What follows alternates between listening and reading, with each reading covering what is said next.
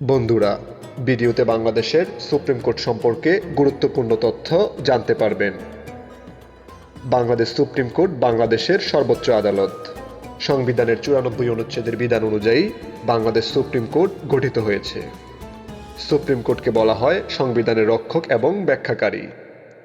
বাংলাদেশের রাজধানী ঢাকা শহরের রমনায় সুপ্রিম কোর্ট অবস্থিত। সুপ্রিম কোর্টের দুইটি বিভাগ রয়েছে, আপিল বিভাগ এবং হাইকোর্ট বিভাগ।